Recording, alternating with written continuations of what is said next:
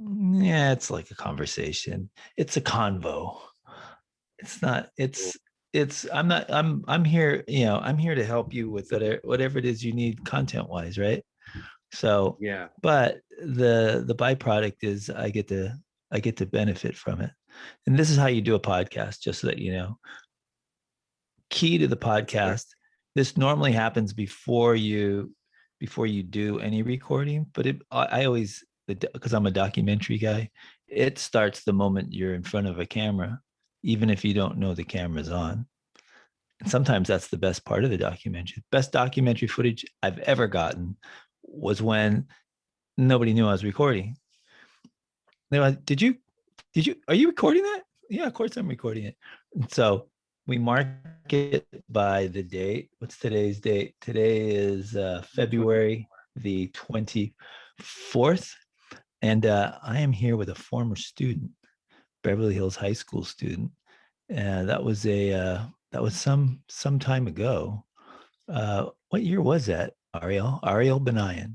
And when he was in high school, he was a real standout, especially in band. That was kind of his thing. He was a one of those, one of the band geeks, but in a good way. Proud. And Still proud. yeah, and some of the best people that actually make it into the media department come from the band, because band is like, it's athletes too, because it's like you have to be focused, you have to be able to do that kind of regimented work, and you don't find Heavy a lot of. lifting. What was that? You do a lot of heavy lift. I did a lot of heavy lifting. I played the sousaphone, so Right. a lot of back, just muscles everywhere. Oh, no doubt. Yeah, you came in handy. I mean, imagine the tonnage we had to move for board meetings.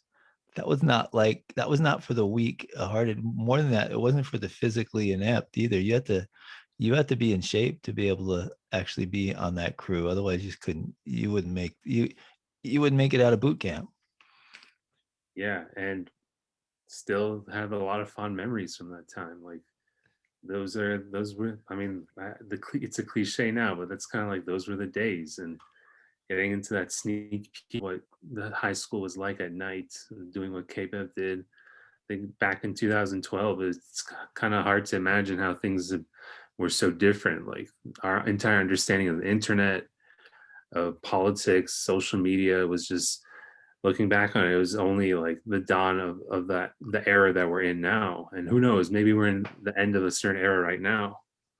You were at the opening of it. You were really at the dawn of that whole beginning. But yeah, look what it sets you up really. And look at some of the characters that were already into it deep.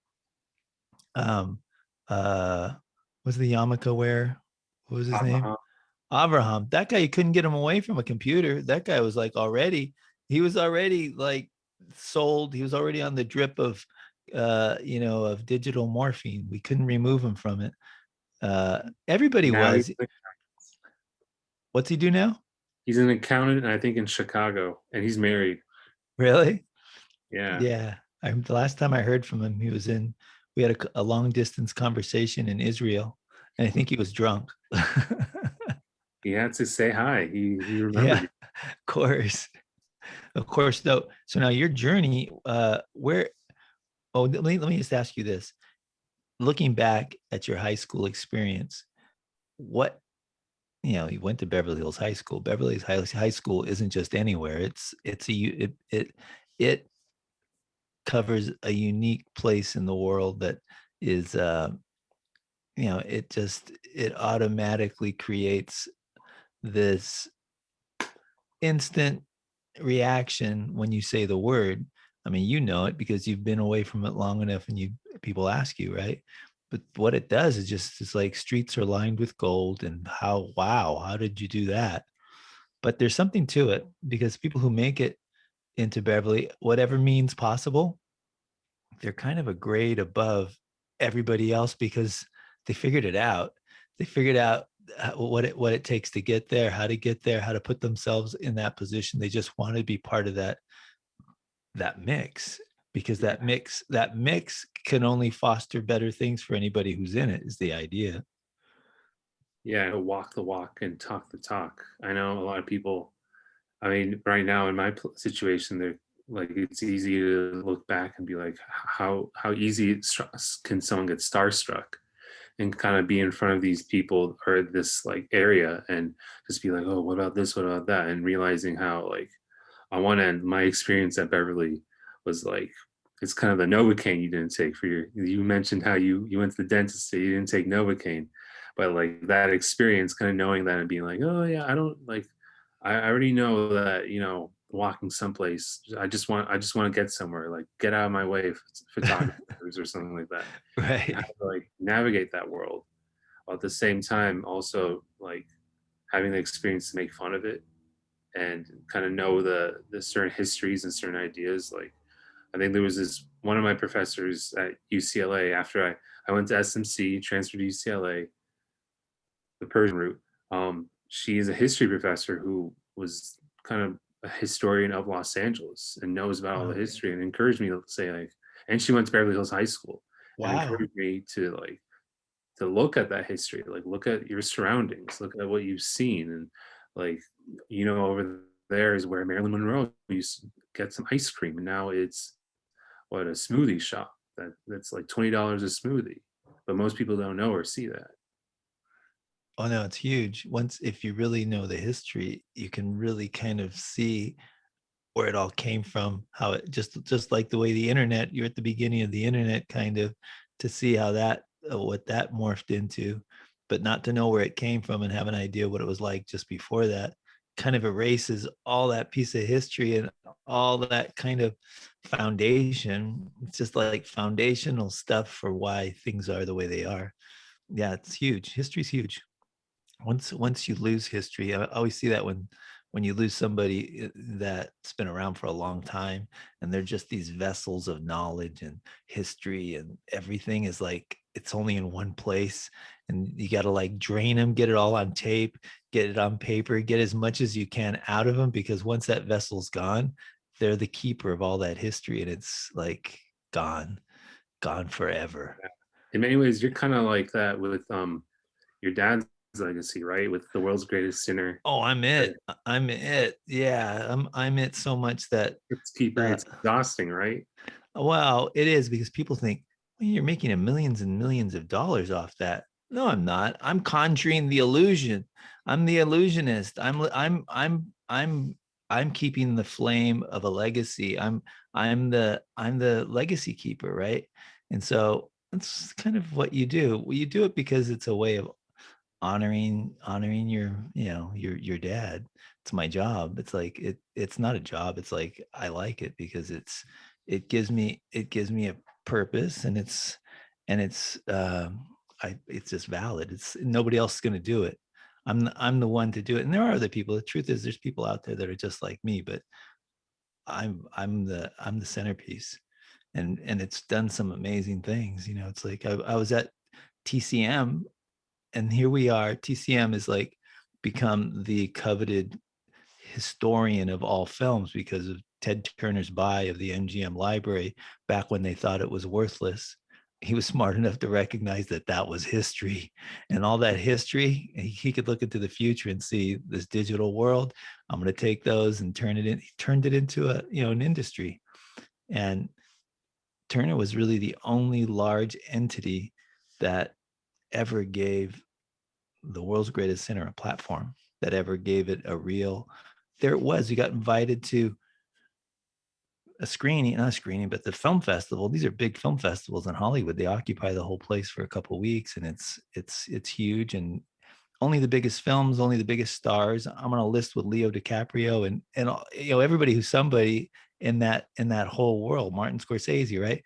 And uh, there's the world's greatest sinner playing with Ben-Hur and playing with the greatest Hollywood films that were ever made. And there's my dad's film in the lineup. It's the midnight screening. If you don't talk about like an ending with a cherry on top, this is it. It doesn't get any better than that. Here's an obscure film that found its way and you got to talk. There's thousands of films that probably deserve the same kind of reverence and the same kind of opportunity. But there it is, world's greatest sinner, at one of the biggest festivals and playing on that network, for years, as special screenings. Yeah, So and yeah, sort and of that's like, all because oh, go ahead. no, it's all because the life of that is it was always it's like always trying to reinvent an old film. You got a 60-year-old film. Who is interested in the 60-year-old film, honestly, right? So you do a new documentary about the 60-year-old film, and now you've got a new piece of film with an old piece of film, and it lends credence to the new film. But the truth is that film has a life of its own, and it has a following that's you don't get four out of 5 stars unless it means something to enough people. Yeah, and that's considered like one of the first cult classic movies, right? With I think I remember reading it somewhere that Martin Scorsese says like Timothy Carey is the kind of guy you wouldn't bring home to your girlfriend's house or to Right. your girlfriend's house. Just kind of like it has that reputation. And even like I remember seeing it on I don't remember where, but I remember seeing it and knowing kind of these like more cult classic movies like Rocky Horror Picture Show or Oh, um, exactly. any, anything John Waters has done, and just kind of the fun ridiculous of it. I think at one point your father makes out with an old woman and kind of calls himself a god and has a snake and a very funny goatee that is so like in a certain sense is like is this guy does this guy know like it's kind of like the Tommy Wiseau. I don't know if you know who he is. Oh yeah, yeah. Tommy Wiseau did that movie. What was it called? The Room, Um, The Room. Yeah, and then and they. he did it without any intention of it being sort of like this twisted turn. He wanted to be like Oscar nominated worthy, but I can tell your dad with this movie is just sort of like he's having fun, and it's kind of like the genius balance of like look at me having fun, but look at how amazing and weird this is. Oh, exactly. It was the epitome of authenticity, kind of the balance, like you said, of taking on the art, knowing that you're the motor. And at the end of the movie, most people don't recognize that you just watched 80, 90 minutes of 100% Timothy Carey in front of the frame, just acting his ass off. That's all it was like he was able to dance for 80 minutes. And you're like, what just happened? What was that? And that still resonates with a lot of them. I mean, I'm pretty sure. Did that movie come out, or did The World's Greatest Sinner come out before his work with Stanley Kubrick with like Paths of Glory? Or No, that was like his training ground. That's where he learned. wow, So he came out, he hitchhiked from New York in like 1950s, and he hitchhiked straight out into the desert, into like those westerns. And he got into these westerns because that's what his agent said. Look, it was like Humphrey Bogart's agent said, go out. Doing a western in California. Just show up on the set, and that's my advice to you. So that's what he did. Hitchhiked, ended up out in the desert, and he next thing you know he's on a set. Talk about people that want something. I mean, who do you know that's going to like start hitchhiking from New York out into like a New Mexico desert because he wants to be in an extra in a film, right? yeah. It's just unbelievable. And I think it's one of those rare stories. Like I think the only person that comes to mind with that kind of like wackiness, who is like obviously such influence from your dad, is someone like Quentin Tarantino, with his stories, and even with like his first movie, Reservoir Dogs, right, dedicated to Timothy Carey, that kind of zaniness, that story, and I'm sure now it seems a little exhausting talking about how that guy is riffing off your dad in a certain way, but how like those dots are being connected, right? oh And yeah, well, because people who are really cinephiles, people that are really into that have taken up as much, even if you didn't, you don't have to be a cinephile to enjoy something, but uh there's a connection there because Quentin was just starting out, and I happened to cross his path at MGM, and we both, he saw a photo of my dad the reprographics room because he knew somebody at MGM that let him come in and make a copy of his first draft of Reservoir Dogs. And when he was making copies, he looked up on the wall and he goes, "What are you doing with Timothy Carey's picture?" And he goes, "Look, my script is dedicated to Timothy Carey." And he goes, "Oh," he said, "I'm in Timothy Carey's play because his son works here." He goes, "Really?" And they left a note on my desk because I was out. It's Quentin Tarantino. "I'm Quentin Tarantino. I'd really like to meet with you. Here's my script. It's dedicated to your dad. I just found out you work here. Could we have lunch?" I'm like, "All right." So I call him up and he comes over. He has holes in his shoes. He's like kind of just down and out. And it's like, wants It's to like he tell me. was hitchhiking, right? Yeah, exactly. Yeah. And he's like, and he's just, I go, "What is this guy on?" He was on cocaine or something. And we walk across, we walk to the commissary and go eat something. I wanted to buy him something, but he didn't want anything to eat. He just wanted to talk. And I said, "Look," and he wanted to tell me all about my dad and everything is like this movie. I watched Stanley Kubrick's The Killing, and this is like this. The script is like it's kind of like a ripoff of The Killings. What I did, even the time sequence, the time change in it is a direct ripoff. And your dad inspired me to do it. When I saw your dad, that's all I needed. That's what moved me in the direction of making Reservoir Dogs. This part was written for your dad. My dad's going to play the mob boss in it. And then when Harvey Keitel got involved, it fell apart because we went and met. He calls me because Romeo he told me he got the money for the film. We're making it 20th Century. Bring your dad over. I want him to meet. Everybody on the producers. So we go meet everybody, and Quentin was like starstruck. He got a poster. My dad signed a poster for him with my dad's picture on it. And they're like, and there's a guy in the middle of all these other kind of guys that are supposed to be the executives of it. And one of them was barefoot. And that guy was the guy in charge. I didn't recognize him either, really, because I'm not a big movie guy. And anyway, I didn't recognize me. Just didn't fit who I thought. Later, I figured, oh, that's who that was. Anyway, at some point, they're all gushing about my dad in different movies, and then Harvey Keitel, it turns out, was the guy who was barefoot, and Harvey Keitel is telling my dad how great he was in something, and then Harvey Keitel was waiting for some compliment back, just anything to recognize that who I am. My dad didn't know who he was, and I could just see like power. He had the control. He was the one with he had Harvey Keitel's skull in his hand. No, he did. But at that, you're exactly right. He owned it because Harvey Keitel was so jealous because everybody was just so enamored by my dad that he just wanted a little respect. And you just know things when you just know it by being in the room. And what happened in that moment was Harvey Keitel said, "Who's next?" And then everybody it was like deadpan silence. They're all like, "Is he joking?" He goes, "No, he's not joking."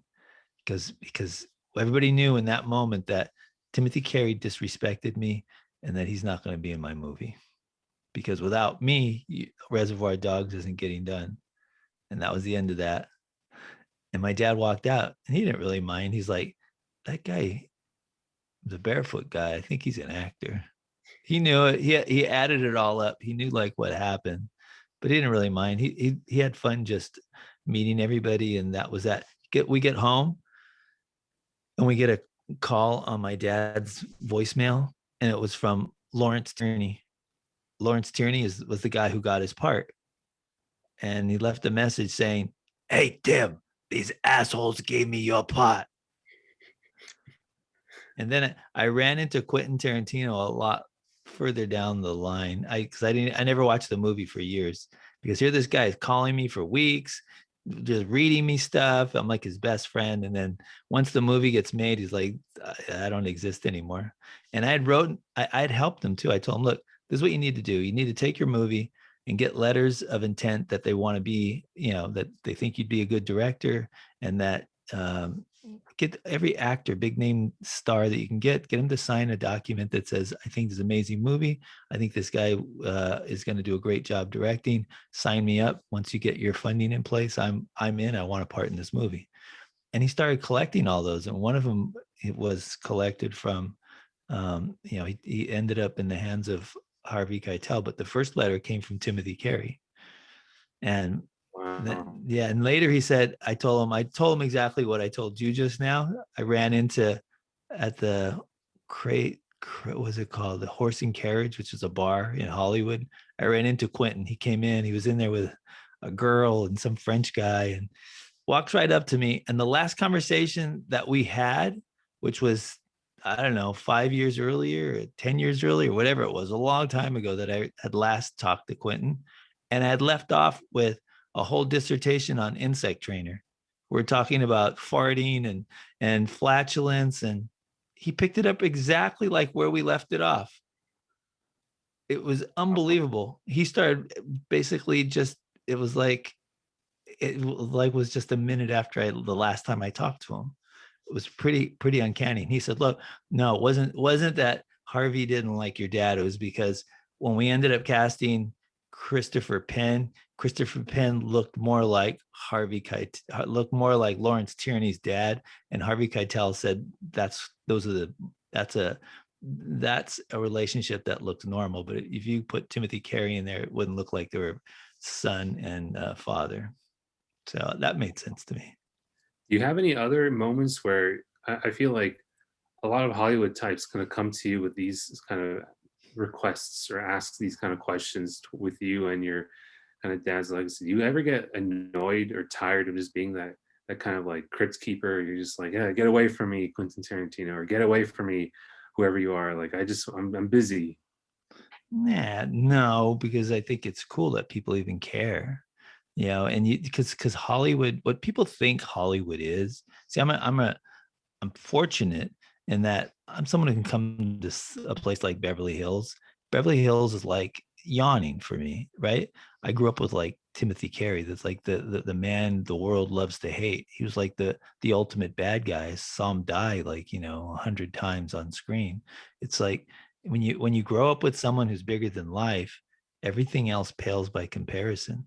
So whenever somebody asks or I get invited, I was in the last trip I took. I've been all over the world with my dad's films and my documentaries. The last place we went was Tasmania. Hmm. Yeah, they wanted this insane museum, this museum that exists in Tasmania, built into like this Tasmanian mountain. It's unbelievable. It goes like 5 stories down into this granite. They just blow out the granite and built stories down right into the side of this geological and they had Europeans building it, like these Austrians and Germans in there, these architects. It's just absolutely nuts, right up against the ocean. It's an architectural feat you got to see to believe. It's unbelievable. But bigger than that was the guy who built it was a mathematical genius, and he learned how to count numbers in card games, and he basically cleaned out the Australian casino world, and then he got banned because he knew how to count numbers. He was doing like a Rain Man thing on everybody, and then he and then he went into Europe, the US, and he would get kicked out everywhere once they figured out who he was, because he'd clean out the casinos.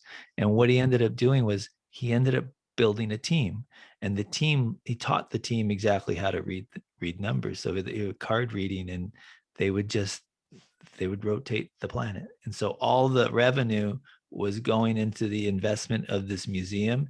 And then he'd build another floor and buy these just crazy, super valuable art exhibits and put it in the floor, buy another one. It was just this, and that's what it is. And so they start this film festival years ago called Mofo. What's it stand for? I Forgot don't what know. it's I don't know, but I was there. I made it into the center of Mofo. There I was in after an 18-hour jet trip across the Pacific. It was unbelievable. I was there for just like a couple days. I left on a Friday, came back to school like on a Tuesday, and all just nonstop. Uh, it was unbelievable. But yeah, so Sinners still got a life. It has a life as much as I put into it. And my dad's kind of legacy is something that, I have an ongoing documentary that I keep revamping and I keep putting together. I've started a podcast, which you're going to end up on, and that podcast is it's got a lot of stories like this, and Perfect. when I do them, all of a sudden Amazon, the account on Amazon where I got movies that are downloadable, Amazon Prime, the world's greatest sinner gets lit up because people are listening to it. And the podcast is in the top 100 all over Europe. So I've like, without really any marketing and without anything, just kind of taking all my old shows and putting a new front on them, explaining them in contemporary terms and adding my voice to the front of it. I'm talking about things I did 10, 20, and even things my dad did 50 years ago that are part of my archive. It's just crazy. My dad started out with just recorders. He had one recorder, and the recorder back then was the studio because it was all radio. If you Mhm. had a really good master recorder, a reel to reel, and you knew how to use it, you were a bona fide media entity. So my dad, he embarked on getting, of course, you have to get it. First thing he'd purchase is, a reel to reel. And it was the centerpiece of his studio. He'd do acting classes. He would practice whatever he needed to practice, and whatever event was going on, that would be transported to it.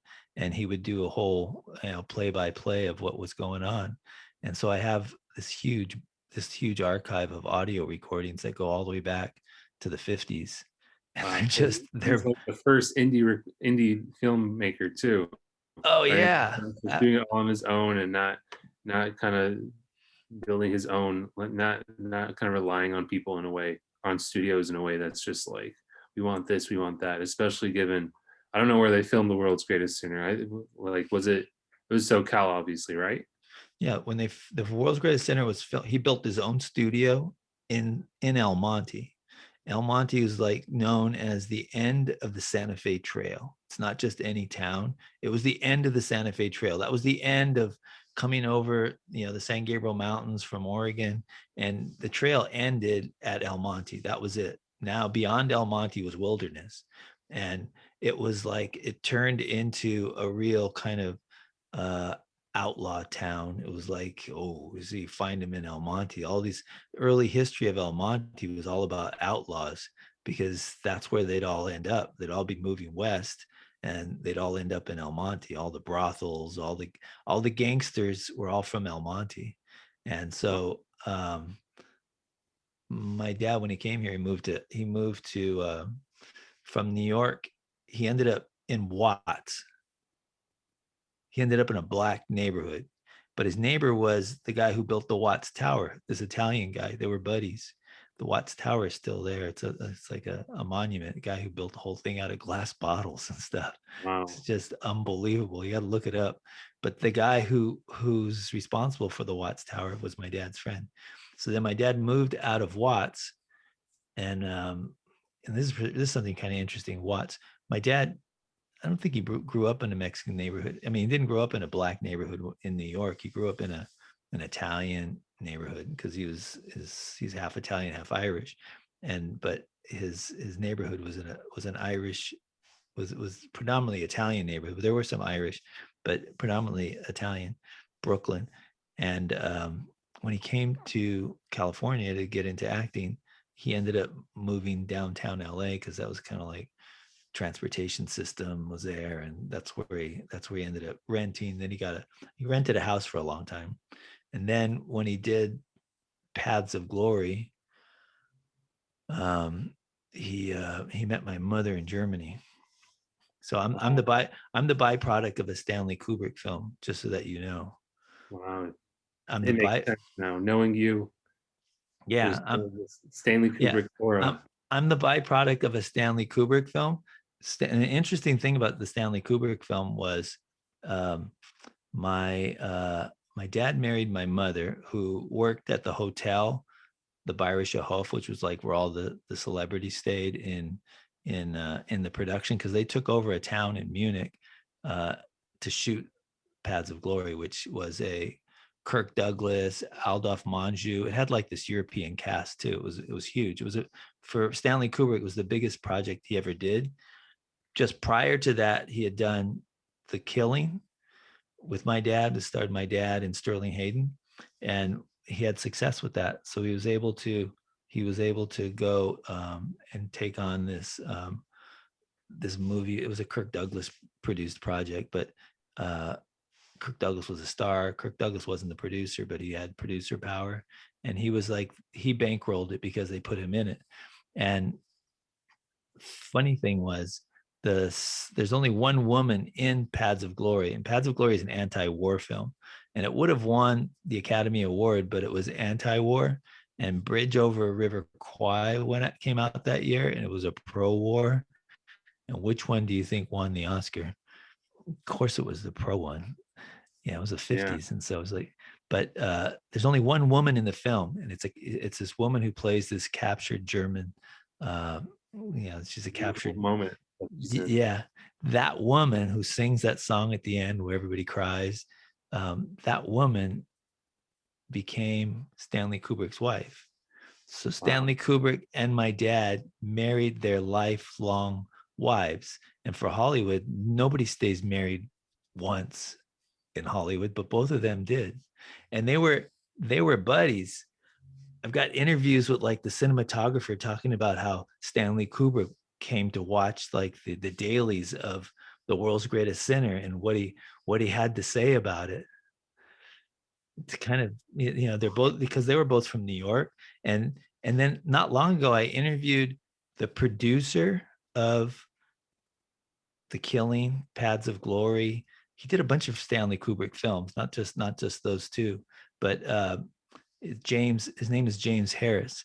And James Harris, in the interview, I asked him, so what was, you guys worked with him twice, and then Stanley Kubrick cast him in another film called One-Eyed Jacks, but One-Eyed Jacks became the first and only movie Brando ever directed. But Brando and Stanley Kubrick, who was on the movie first, had a falling out, and then Brando said, "I'm directing it." And there was a point when they were doing that movie, which was a Western, it's a huge Western, that Stanley Kubrick had my dad come with him when he was meeting with Brando, because my dad was his bodyguard, because Brando was really causing so much friction and trying to get physical with Brando over issues, that they called my Stanley, said, "Hey, I want you to come with me. I already cast you in the movie, so you're just coming." But the real thing was that my dad was the muscle to keep Brando in place. Your dad was a tall guy, right? Tall. How tall was he? He was like 6'5". Oh yeah, so a lot of muscle to go against Brando. And well, just to keep Brando in check. Wow, that's really funny. And how I can just imagine that. I mean, these are two kind of personalities that one is kind of notorious for just being an all around like rough person, rough man, and just, I'm speaking of Brando, and having that sort of like, someone needs to be the lion tamer, and your dad was the lion tamer. And in a way, I feel like you're kind of the lion tamer with not only his legacy, just kind of throwing everyone that's coming at you, you're like, oh, back off, with the whip, but also with like the students at Beverly too, in a way, like the wild some of the wild things that happen in KBEV and what's going on, and you're just kind of like this. I mean, you have a unique position too. I mean, I don't know if there's a Stanley Kubrick at Beverly that you're protecting, but Yeah, no, I'm like a lot of people who come in and never see me operating kind of what that place is, because it's a vortex, right? The vortex happens. Yeah, the vortex happens once I enter the building. That's the vortex. And once I'm ensconced in the building, the vortex begins, and everybody knows that there's a vortex. And guys that come into it are like, holy shit. Like, it's like I'm like at a major international airport and you're traffic control. I don't know how you do all that stuff and just manage to like, you have all these like, these wheels spinning on sticks that just don't fall off. But I've been doing it long enough. I've gotten more refined since you were there.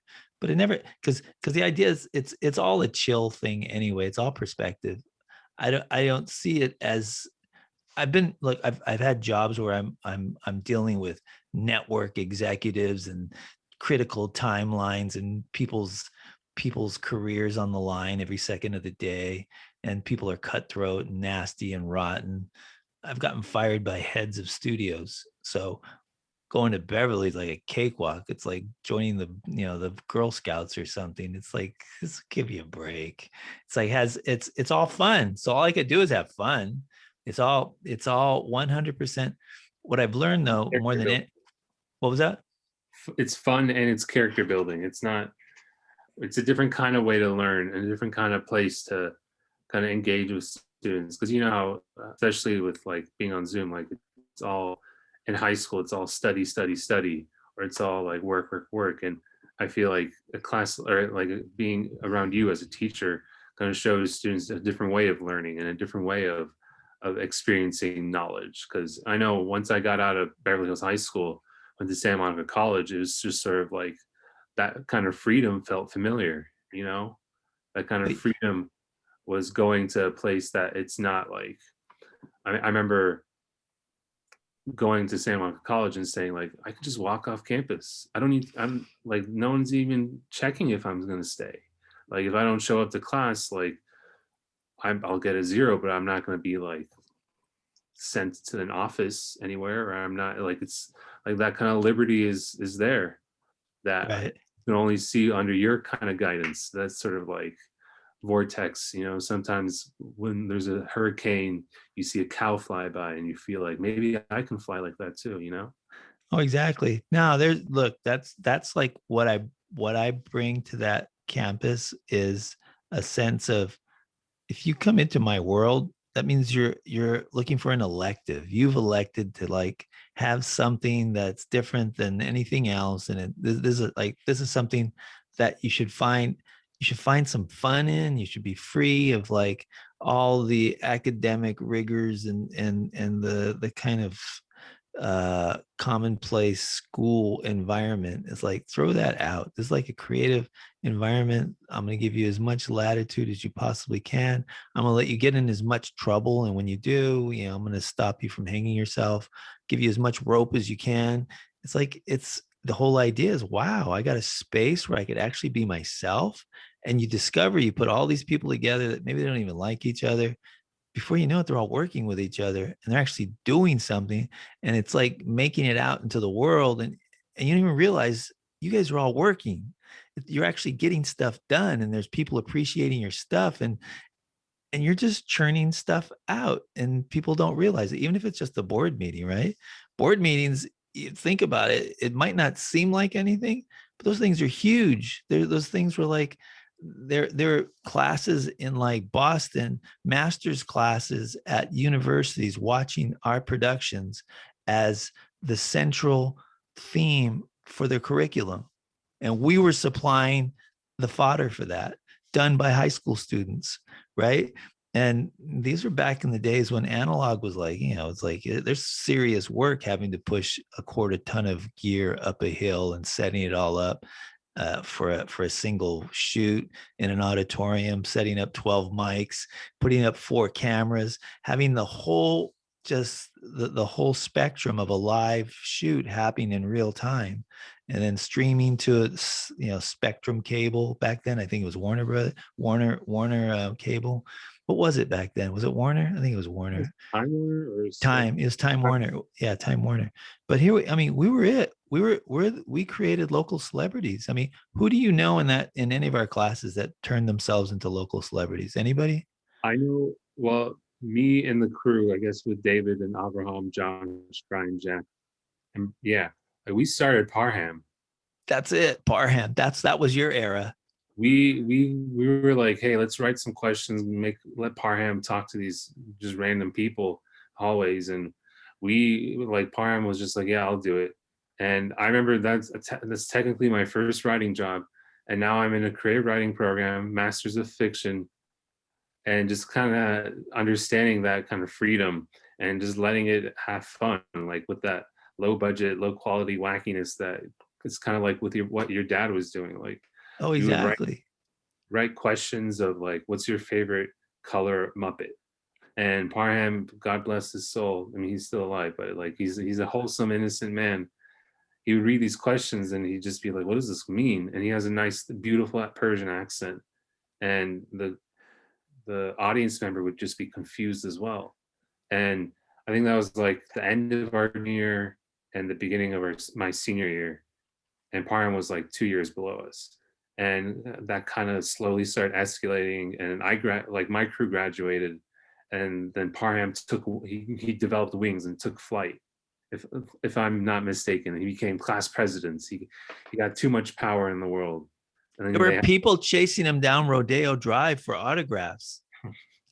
The guy was like, we had Parham marathons where we'd show like 24-hour Parham shows. It was he had taken over the airways.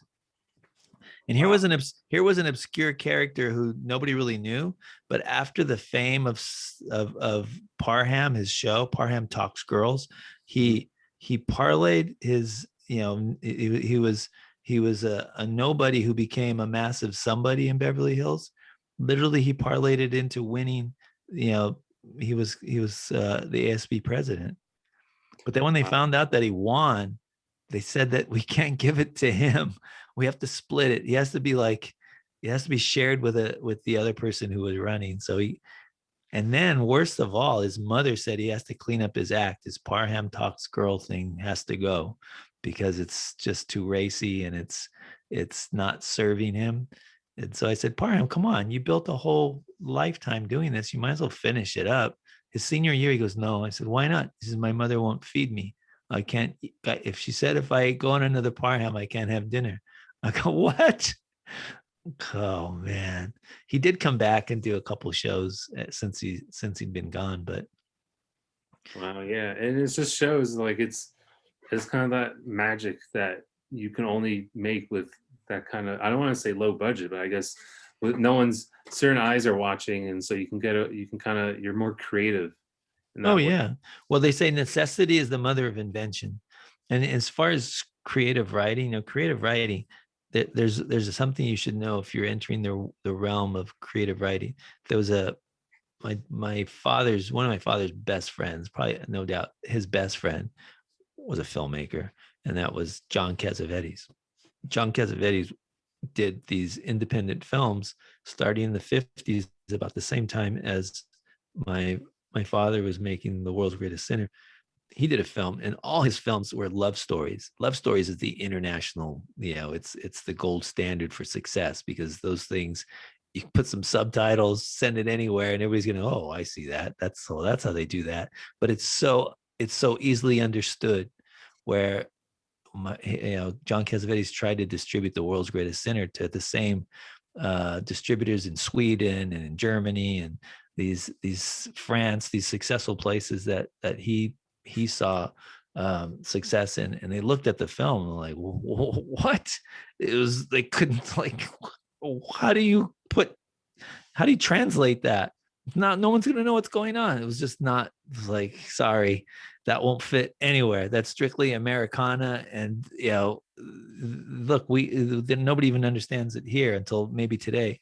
But long story short is, his idea was, and his success was, he'd pen all his scripts. He'd put all his wife in it, Jenna Rollins, who was a big actress. She did a lot of a lot of work with him, and he won an Oscar. She won an Oscar for in one of his movies. I forgot the name of it. Was Woman. No, it wasn't Woman. It'll come to me. But this is what he said. This is for a writer, and this is huge. After his illustrious career, I don't know what he did, a dozen movies, and super successful. He would go to universities and talk, and they'd invite him in. Hey, somebody in a writing program asked him, I think it was at NYU, said, how is it you wrote all these like amazing scripts? In these personal scripts about relationships? How did you do it? Could you like give me, a young writer some insight how to do it? And this is what he said. He said, say what you are, not what you want to be, not what you have to be. Just say what you are. And what you are is good enough. And like the room fell silent. I'm like, what? That's it? Yeah, just say what you are, not what you want to be, not what you have to be. Just say what you are. And what you are is good enough. That's how I wrote all Wow. my scripts. That's how I wrote all my scripts. And you know what that means? That means don't be looking everywhere to steal everybody's fingerprints and put them all over your piece of work. Just look at your own fingerprint and put that on your work. And that's good enough, because then it'll be original. It'll be authentic. It'll be, you're not trying to be anything else except yourself, because everybody's got a story. Take your story, color it as much as you need, but it's your story. It's personal to you. And you take that story, and whether you're making it up or it's derived from your own, what you have derived and have, but everybody's got their own story, and it has to be your voice. It has to come from you. If it doesn't, everybody's gonna, you're never gonna reach a place where everybody instantly knows that that's an Ariel Benayan. That's the No Doubt. That didn't come from any place else except there, right? It's like it's got his fingerprint all over it. But that's where most people fall short, because they don't think their fingerprint is worthy. They don't think that everybody's frightened. Commercialism demands that, look, Hollywood, classic Hollywood has this. And if you don't have that, what do you got? You can't sell that to that guy, because he only buys classic Hollywood films. Anything else doesn't fit into the mill. You're not going to get a distributor. Good luck. And maybe that's it. See, independence has to do with let fortune do her worst, no matter what it brings, as long as I never lose my independence, right? And that's what real art is to be independent and to be your own master. It's the only way true independent people can operate is on their own. But everybody needs money. So if you need money, people only really finance things that look like a duck, walk like a duck. All Hollywood cinema is imagine a Campbell's soup line, and all they do is slap on different labels, but it's got all the same ingredients, but they call it something completely different. That reminds me of something I heard interesting from one of my workshop classes, where I wasn't in this class, but I heard it from someone else, from a friend of mine, who was that this one girl, it was a poetry class, and this one girl was upset that another student may or may not have plagiarized a poem of hers, and was claiming that they both had the same ideas, same images. Turns out they just they were both the same type of not very creative, you know? It's just like they wrote the same type of poem, which is about roses and love and happiness, because they were stuck in that sort of that mentality of like of They not. could, yeah, they couldn't reveal their authentic self, so they're just trying to be what people thought they should be. Yeah, That's the it's kind of funny how cookie cutter it is, and it's also even a funnier story too, because it's just like it's like imagine two people in two different places writing almost the same exact thing, and then bringing it together, and then one of them saying like, "This person stole from me," right. and Well, without them even like kind of being oblivious, like, "What do you mean?" exactly. So now what's been your trek out there, Ariel, in terms of your experience in college? How have you liked it? How do you like your professors? How do you like what they're teaching you? How do you like the whole process? Well, I've been in a couple of institutions, and they've all been unique and interesting and challenging for me in a different way. From going to Santa Monica College and having that freedom, and kind of seeing all types of students come together, and me just kind of learning to love my subject and love what I do and building the idea of who I am, and transferring to college like UCLA, which is like the opposite. Most people there were like looked like they wanted to be class president. And you can kind of pick out all those people who came from community colleges from LA and the rest of the country, where it's just like they dress differently, and it's not like these people are acting differently or they're worse people. It's just seeing that difference. And at San Marco College, the largest classroom I had was probably like 40 or 50 students. At UCLA it was like 300.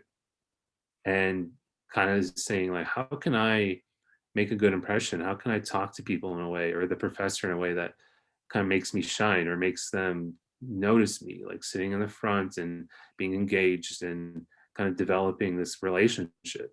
And then coming out of UCLA, graduating with a bachelor's of English, and then kind of wandering around. And I don't know if you remember the news. There was a shooting at UCLA that I was on the campus, and 3 years before that, I think there was a shooting at Santa Monica College.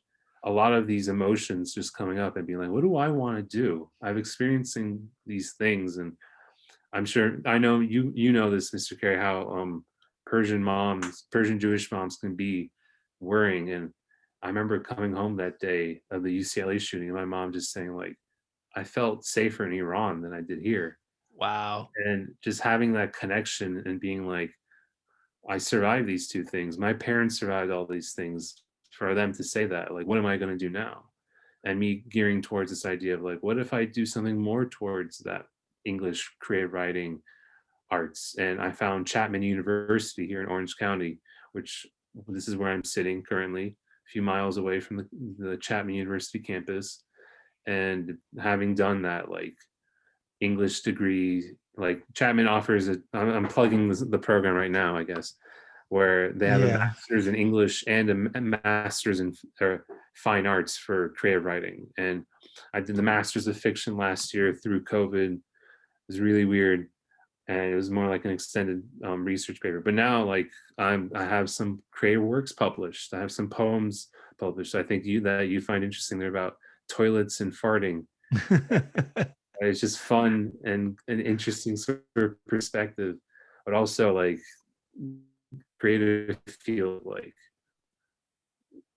communicating with real writers and real professional writers. Like I got to meet some professors who have won book awards, who changed their industry. And this one professor, James Blaylock, he was one of the co-founders of the steampunk movement.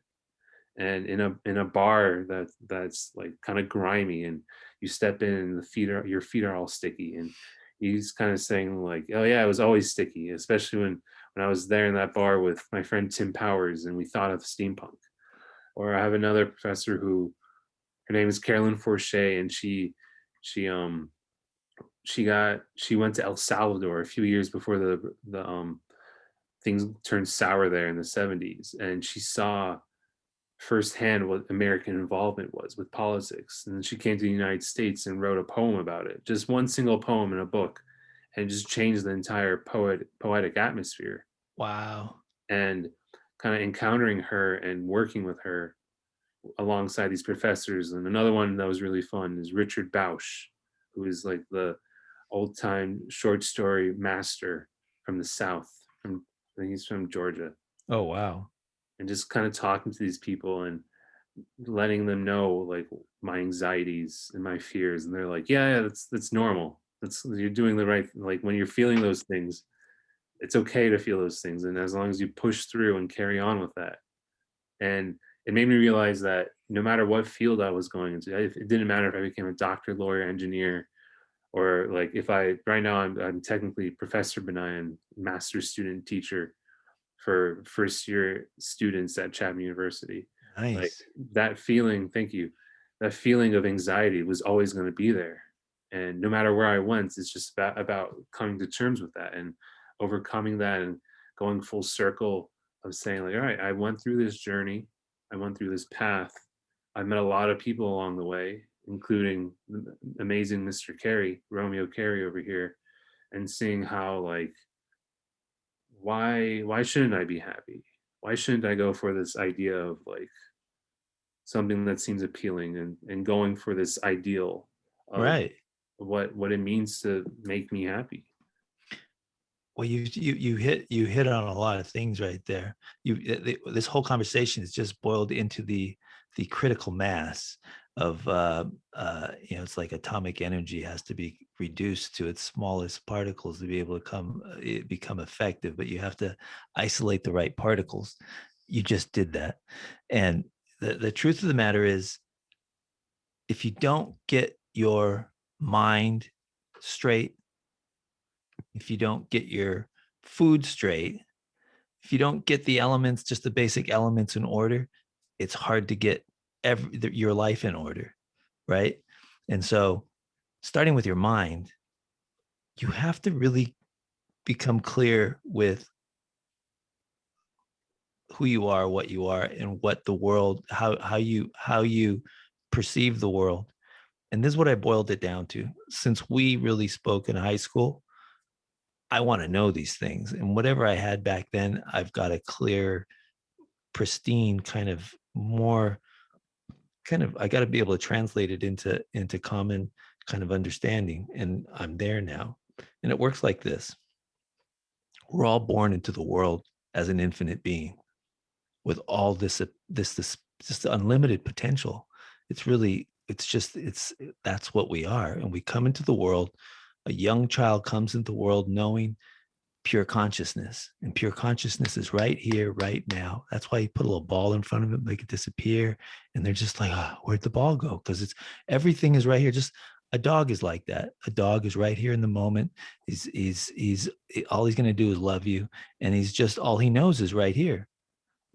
That's what our true nature is, and that's who we truly are. But what happens by the time you're 5, 6, 7 years old, we have taken on so many experiences. We archive every experience. And in that archive, we call the archive like a hard drive. Everything gets stored on the hard drive. This moment today, this trauma, this lesson about who to be afraid of, this lesson about who's okay, this lesson about whatever it was, it all reaches a critical mass right about 7 years old max. And then the hard drive becomes an alien intelligence that knocks on your door and says, Ariel, I got this. I got all the answers to everything you ever need. Take a back seat. Let me drive your ship. And we got it all solved. And then you say, go right ahead. That living in the present moment, living right here where it all really happens, I'm going to forget about that because I'm going to move back here and I'm going to rely on the hard drive for all the answers. What you need to know is, that's a therapy lesson that I give this guy. This guy's a super wealthy real estate czar that I've known most of my life. He calls me for all his I should be charging. I'd be really well off as his therapist. But anyway, so what happens is the the hard drive can never live in the present moment. The present moment is all that matters and where your focus should be. The present moment is all we got.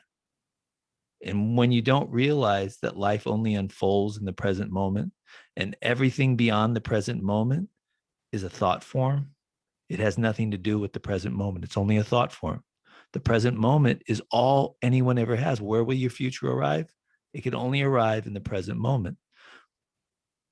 Whatever it is you intend for yourself, in the future, you set that course. You have a target because that's what we're really good at, and we move towards it.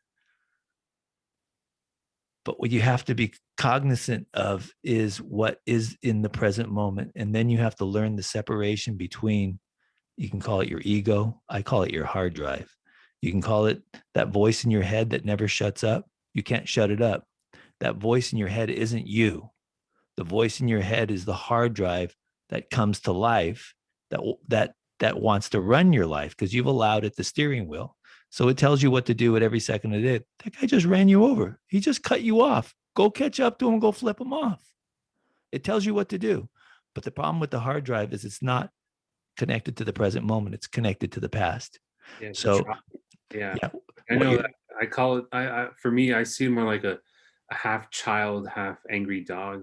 You know how children. I worked with a lot of kids after I graduated from Beverly, like as a karate instructor, then a personal tutor, a piano teacher, worked at a Kumon, and just having that voice is sort of like a little child saying, like, Mhm. trying to mock you, and coming to terms of knowing how to control that and how to be like, hey, this isn't me. This isn't like, I know personally because just writing is, it's like such a painful process. Like I ask my professors saying like, hey, does it get any easier? And they're probably in their 70s, 80s. They look at me and they just say, nope. And how they overcome that is just by saying like, if you're really afraid of this, then that's a sign that you're really challenging yourself in a way that, like, if it doesn't make you afraid, you're not really building that tolerance towards that voice, that ego, that child, the hard drive. Right. And This is what you have to recognize the hard drive because the hard drive is a valuable asset. That's everything you work to become and to corner and to have in your file cabinet. It's huge. You need it for day-to-day operation. instinct, yeah. You need it because it's your cross. This is the problem. The problem is, let me start with this. Someone's going to go jump off the Golden State Bridge. They say, I can't live with myself. I can't live with myself because he's dealing with two people. I can't live with myself. Someone's got to go. Who's going to win that argument? The ego's going to win because you don't know the separation between the two. So you have to define the separation. You have to recognize the voice in your head for who it is and the true essence, the real you, the one that was there, the infinite being, is supposed to be running the unfolding moments of your life.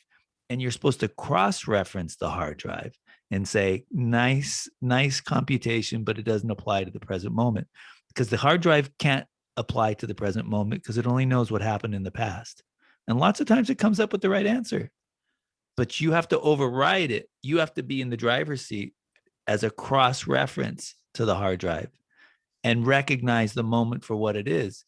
And because once you learn to do that, then the moment becomes you're free of the hard drive and you become a super kind of power that has this ability to discern the moment for what it is and to conjure the best path and it might be married partly with what the hard drive comes up with, but more importantly, it's a hybrid. And the hybrid, after you've done that enough times, you elevate your game to one that's in the moment, for the moment, cross-referenced against the hard drive. Now you're a superpower. And now nothing can frighten you because you know that all you have is the present moment. Nothing to be fearful of because the fear is only coming from the hard drive. There is no fear except the hard drive. Understand that all pain, all all all one's woes and misery is narrated by you, the author. It's you create the narrative. Nobody else does. You change the narrative, you got a whole different world. It's predicated on your script writing for your state of mind, your every moment of every second of the day. You're the narrator of it. Done. And so once you recognize that, see, consciousness is the difference between if you've ever had like a lucid dream, if you ever had a deep dream in a deep dream when you're just zonked out, that type of dream, you're in a hermetically sealed world, and that world is you're in for the ride, and you have absolutely no say in its outcome. Wherever it's going, that's a nightmare, and those nightmares always reach these awful endings because you can't enter into it. That's a dream that is void of consciousness. The different Another dream is a lucid dream where you got your foot cocked in the door of consciousness. In that dream, you become the hero. You become the person who sees what it is and rescues the day, and the outcome is always golden. That's like your wet dream. That's the greatest dream you'll ever have because you have your foot in the door of consciousness. You're partly awake. And so that's when you're sleeping, right? So you have this opportunity to be in a nightmare where there's zero consciousness, or you have this lucid dream where you have the opportunity to be the hero, and the dream becomes the reality that you create. You have a creative force in it that allows the dream to become what it becomes. And that happens at night. But during the day, if you're not conscious of consciousness, you'll live the nightmare during the day. Yeah, I don't know if you heard of the Brazilian writer Agnes Var, or was it Agnes Varda or no? It's hold on, let me look it up. Agua. It's Clarice Lispector. I don't know if you've No, heard of her. no, I haven't heard of She's her. a surrealist writer. Yeah, Mm. Agua Viva Surrealist. That's the name of the book. It's called. It translates into Stream of Life, Oh, and it's nice. basically about all that present momentness. And it's pretty surreal. It just opens up about her wanting to eat placenta, Oh, basically, wow. to enter Wow. that present state. And it's just sort of like it doesn't make sense, but It's it's like a kind of doll. calm. It's like a Dalian nightmare or something, like a Dalian, painting. And she just kind of takes that and says like, you know what, I'm just gonna go with it. I'm gonna try to be in that present state and be exactly where I need to be, Right. because she feels that anxiety. And I remember when I first read that, I'm like, wow, okay, I'm not as anxious as I need to be anymore. Well, And let me tell you the other thing about anxiousness and nerves and things like that. I remember once I was shooting something, and it was in Beverly Hills. I forgot what it was at the Kodak Theater. It was at one of those things, and I got right up close to everybody who's getting ready to mind. I was behind the scenes, and who is it? Sidney Poitier. He's walking around pacing, and I'm like shooting and pacing. He's like going, and I walk up to him. I had the camera going too, and I go, "How you doing?" He goes, "Man, I'm nervous. If you could see, I'm nervous. I'm so nervous." Wait, I go, "You're Sidney Poitier. You shouldn't be nervous." He goes, "Yeah, but I'm giving the big award, and I got to do this whole speech, and there's no script, and it's all memorized, and it's like, okay, I'll give this guy a little time because he's really wound up." And I walked away going, well, this guy's been doing this for 50 years. Why is this guy so frazzled by what he does? And you realize, first of all, if you're doing something that you really like, if you're doing something that you've discovered is bigger than life and you happen to be part of it, if you're not nervous, it means you're not alive and you haven't found what you're supposed to be doing. If you're not scared and frightened by it, then yeah, it's it's that it, chance of risk that everything will fall apart, and then you'll be like, what do I do now? No, but you're supposed to embrace it because it only means one thing. See, when you're scared, when you're frightened to death, there's only two really versions of being frightened by something. One is stay away from it. You're gonna get in trouble. You're gonna get arrested. Not a good thing. Go the other way because this is. It's like, all right, that's the same exact nerves and frightened kind of demeanor and kind of overwhelming sensation is derived because it's supposed to save you. But the other version is you're supposed to go right into the tunnel of fear. And that's the one you're supposed to know. Well, that one's for me. That's mine. And that means that I'm doing something that's bigger than life. That means I'm living life to my fullest. And that's the sensation you're supposed to embrace and say, thank you, God, that I could actually live this larger than life and have this sensation, because that sensation is what life is all about. That's like you're glittering, you know what I mean? You're the little stardust on fire. I'm doing something I'm supposed to be doing. Thank you. And you're supposed to embrace it. It's like bring it on because this is my sweet spot. I don't know if you heard of the director David Lynch. He Yeah, hasn't of made, course. yeah, but I feel like that's kind of what he's doing with this idea of fear, like it's kind of like he makes you afraid, but it's kind of there's a kind of delay, and you see like all of a sudden you see beyond that fear, and you're just kind of floating on the surface. And you're like, oh, where am I? Like, It's like blue velvet. oh yeah, Blue Velvet, Twin Peaks. I mean, all his movies do that in a way, and Right. it's kind of weird and interesting. And I mean, it's scary, but it's more than scary. And even with like movies, like I don't know if you've seen the movie. It came out like a few years ago, Midsummer. Yeah, no, I haven't seen it. I don't see a lot of movies, to be honest with you. It's a good But one, but put yeah. it on your list where you see this girl. It starts out in the beginning. The girl, her sister is bipolar, and the sister kind of murders her mom and her dad, and so the girl's an orphan.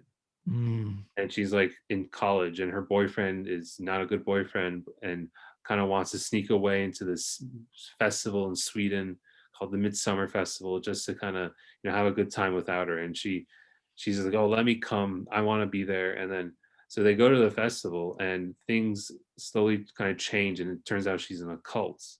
And Oh, usual horror story is like, oh, everyone dies and she barely makes it out alive. But this movie changes it, where it's just that she finds family again, and she wow. finds happiness with these Mm. people who are murdering everybody and kind of their old archaic ways. And towards the end of the movie, you're just like, it's just mind blowing. She's happy for once, and the only time you see her smile is at the end. And I'm not going to spoil anything. Yeah, you can't It's spoil it. the For me, it's fine. at the end, she like her boyfriend ends up being murdered, and she's just happy about it. She's covered in all these flowers. What? Yeah, she's in this gown of flowers, and her boyfriend is just kind of tossed into this yellow cabin, and the cabin's set on fire, and he's just there, and she's just saying, this is like, all my pain is gone, because I all that anxiety is like, I see above it now, because she's Right. in that like haunted cult that Right. sense, but also, it's pulling her in a bad place. Well, that's like David Lynch has got a real twisted kind of motivation that kind of he plays those things out as far as you can take them. But it's creative, it's what people do. I mean, you can't fault anybody for what they do. It's like that's what they think. I mean, there's a thing once I met Alfred Hitchcock, and I walked up and said, I'm a young filmmaker. Do you got any advice for a young filmmaker? And he didn't want to talk. He was like, you got the vibe like he was absolutely not. He was busy and he didn't want to be bothered. I was bothering him, and he said, "Give the people what they want." I'm like, "Give the people what they want." Okay. And then it was like, "Get out of here, kid. I'm busy." So I like, okay, thank you, Mr. Hitchcock. Thank you for that. I'm leaving. And I left, and give the people what they want. So I mean, if you figure out give the people what they want, what do people want? I mean, it's Quentin Tarantino thinks people want, they want to glorify sex, violence, and drugs, and that's what and it's true. So give the people what they want, because they want to see people as dead as you could possibly get them, the best shootout you could possibly do, blood squirting, people getting their heads chopped off, whatever it is. So that's fine, because that's commercialism. That'll give you success, because that's what the people want. It's the opium that allows them to come back for more. What But did your dad want to give to the people? well, I think what you want to do is you want to, I mean, and what I think for Quentin Tarantino, he got all this celebrity, all this money, all this opportunity to do real good work. And if you get to the soul of the person, if he has one, you recognize that I got a duty to society to put back in it something of social redeeming value that aligns kind of with what's right in the world. And that, why would I glorify things that are the opposite of that? Right. And Mhm. so, one, you find out what the person's made of. Okay, well, that's it. He's not made, there's no soul in there. It's lights out. Right. So then you have to think, well, the masses like that. They love that because they can't get enough of it. And it's like I worked for CNN. If it bleeds, it leads. People, to give the people, Alfred Hitchcock, give the people what they want. And what do they want? They want just sensationalism. If it bleeds, it leads. And so I guess if you're in the pursuit of money and you want to commercialize I think it really comes down to an individual and what you're made of yourself, and the duty you have to mankind ultimately, that you have a duty to like put into the world, if you're going to spend this time and money and in your art, to embrace the things that are stalwart kind of mores and uh, things that young and old need to regenerate and keep fostered as roadmaps to who you are and what you should be in life, and it should be put into cinema and into stories and into and it should be embraced, and it should be uh celebrated, because those Yeah, things are those things are like dinosaurs. they don't go away. Well, they don't go away, but they're not infused in everyday life. So you don't, you think about all the, the thing about KBEV. One of the things about KBEV is it's a rare institution. When you walk into it, doesn't matter what level you are, where you came from, you're going to get embraced with the idea that I'm somebody, and you're going to get praised for like the smallest gesture of creativity. And you're going to take that little bit of praise, and you're going to like blow it up, because nobody praises anybody for anything anymore for creative. You're like creative, just screw that. That's like a joke. That's nothing. But the idea is, if you give somebody just a little encouragement, the world is starved, especially young people are starved for just give me a little pat on the shoulder. Tell me I'm okay at this. Tell me I'm like, I could do this. And when you do that, it fosters this, like, it's like this creative force in somebody that they would have never discovered, but given the idea that you nurtured it and gave it some credence, that's all they needed, and then they run with it. And that's kind of like movies and stories, and that kind of message has to be front and center, no matter how it's packaged. Yeah, and on that note, I think it's time I call it a night. I'm good. I think we did pretty good, Ariel Benayan. I think so too. It's great to hear from you, Mr. Carey. I hope Same to here. see you, give you a Roman handshake soon. Um, my parents don't live very far away from Beverly Hills High School, so when the time comes, I could just walk there one day and just knock on your door and just kind of scare the students silly if you want. Oh, absolutely. Anytime you're ready, you got an open invitation, Ariel. Great, Perfect. great to have you in this little podcast. I will put it all together, and I'll send you a link. Cool. It'll be tonight. That's how fast we'll get it out. Perfect. Just what I All need. right. Yeah. All right. Take care. We'll speak soon, my friend. See you, Mr. All C. right. All right. Bye bye, Ariel. Bye.